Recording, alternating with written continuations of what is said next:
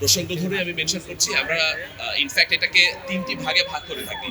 তো এই ধরনের ক্ষেত্রে আমরা যেটা করে থাকি, ঈদের পূর্ববর্তী সময়ের জন্য একটি পরিকল্পনা করে থাকি, ঈদের দিনের জন্য একটা পরিকল্পনা রয়েছে এবং ঈদের পরবর্তী সময়ের জন্য আমাদের পরিকল্পনা রয়েছে। আমরা এই ৩ ভাগে ভাগ করে আমরা এই প্ল্যানগুলো করে থাকি। সো আপনি যেমনটা বলছিলেন, ঈদের আগের পরিকল্পনাগুলো রয়েছে, ঈদের দিন আমাদের ঈদ জামাত কেন্দ্রিক এবং তারপরে আপনাদের যেই পশুর যে চামড়া থাকে সেই চামড়া যাতে সুষ্ঠুভাবে পরিবহন করতে পারে, লোকজন যাতে সেটা নিয়ে তাদের নির্দিষ্ট গন্তব্যে সুস্থভাবে স্বাভাবিকভাবে নিয়ে যেতে পারে, সেই জিনিসগুলো যেমন রয়েছে।